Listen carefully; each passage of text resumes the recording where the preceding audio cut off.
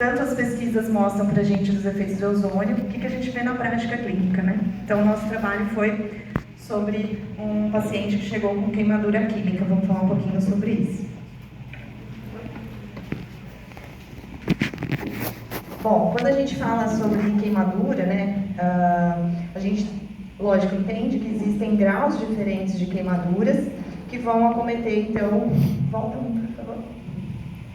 que vão acometer diversos tecidos. Então, quando a gente fala de graus de queimadura, né, as queimaduras mais simples, a gente vai ter acometimento das camadas mais externas, né, mais precisamente a pele e na epiderme. E aí a gente vai evoluindo, então, para queimaduras de segundo grau, acometendo derme, ou queimaduras mais profundas, né, pegando outros tecidos, como o tecido adiposo, como outros órgãos, como músculos. Então, acaba sendo um desafio, porque a gente, lembrando que a pele é um órgão de proteção do nosso corpo, a gente precisa imediatamente tentar restaurar isso, porque senão fica uma porta de entrada para mais contaminações, para outros eventos que podem acometer além dessa própria queimadura, né? Então, a gente pensando nisso, a gente tem que sempre relembrar como é que o corpo consegue reparar essas feridas, né? Quando a gente fala de reparação de feridas, a gente sempre tem que lembrar, independente de qual seja a causa, nós temos eventos que vão sempre acometer no nosso corpo, né? Então, existem sequências de tratamentos, sequências de eventos que o nosso corpo vai desenvolver para que isso seja reparado, que é o tal do reparo tecidual. Então, a gente vai passar por fases, né? Fase inflamatória, fase proliferativa e de remodelamento. Se essas fases elas não combinarem de uma forma controlada, adequada, onde a gente vai ter muitas vezes ou uma dificuldade de fechamento dessa ferida, que muitas vezes fica se arrastando por contaminações, ou uma cicatriz inestética, que a gente também não quer. Então, todo o nosso desafio é tentar fazer com que esse reparo ele aconteça da melhor maneira possível e o mais rápido possível para a gente restaurar, então, esse órgão que vai fazer essa proteção para que o nosso corpo não fique mais tão exposto a outros micro-organismos, né? E aí que o ozônio entra com um recurso muito interessante, pensando de tudo que a gente estudou ao longo aí desses 3 dias que já foi falado, a gente já consegue entender por que ele também caberia nesse caso, né? Porque se a gente consegue pensar que numa fase inflamatória inicial, onde eu preciso do processo inflamatório acontecendo para ter o reparo, mas eu preciso que ele seja controlado, a gente já viu vários dos colegas pesquisadores explicando que ele tem mediação nesse momento. Ao mesmo tempo, na fase proliferativa, que é uma fase onde as células vão estar buscando uma ativação de produção de colágeno maior para poder fechar logo essa ferida, eu preciso controlar isso, porque senão eu posso combinar em um colágeno excessivo, exacerbado, e aí isso levar então a processos de fibroses, né, filoides e tudo mais. Então, o ozônio ele também consegue mediar, por conseguir controlar essa fase inflamatória inicial, essas fases subsequentes. A gente já tem vários estudos sobre fibroses, por exemplo, que quando eu consigo controlar para que a inflamação seja mais adequada no começo, eu consigo controlar o processo da fibrose depois. Uma inflamação exagerada no início, eu vou ter um processo de fibrose descontrolado depois. Então, quando a gente começa a raciocinar sobre isso, faz todo sentido a gente pensar em associar o ozônio, né? E aí, os tratamentos possíveis, quando a gente pensa em queimaduras, o clássico são as pomadas, né? Como a gente sempre vê, o primeiro atendimento, normalmente, do paciente queimado é ir para o pronto-socorro, obviamente. Então, o primeiro recurso que vão ser lançados são as pomadas, né? Sulfadiazina de prata foi um exemplo que eu trouxe aqui, mas que é clássico nesses tipos de terapias.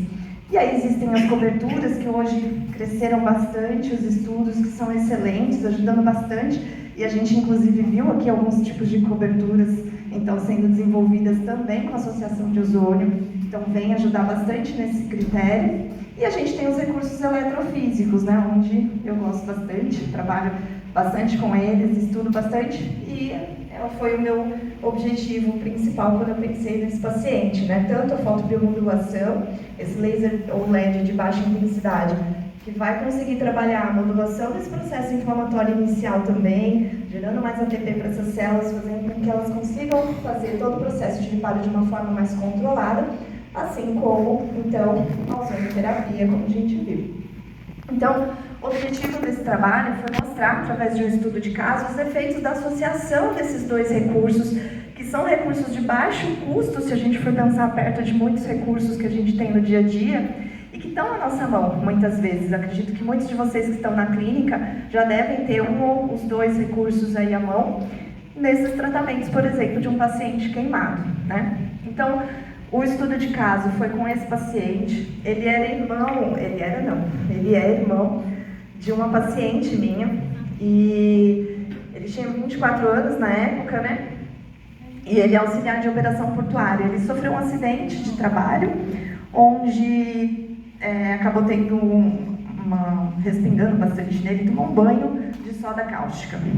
Mesmo que ele tivesse com alguns aparatos, né, ele teve bastante queimadura química no rosto, um pouco no tórax, né, pegou também por partes íntimas. Foi, lógico, imediatamente para o pronto-socorro, foi medicado e foi passado então para ele que ele utilizasse então como recurso a sulfadiazina de prata, né, para essas regiões de pele, e a triamcinolona para as regiões de lábio e línguas também, e a língua que sofreu também queimadura. E aqui eu mostro para vocês o tratamento e evolução. Ele chegou para mim no terceiro dia após a lesão. Então essa queimadura foi numa sexta, a irmã dele falou comigo no domingo se eu podia ajudar, pedi para ele chegar na segunda-feira. Na segunda, então, quando ele chegou para mim dessa maneira, avaliando o que eu pensei em fazer.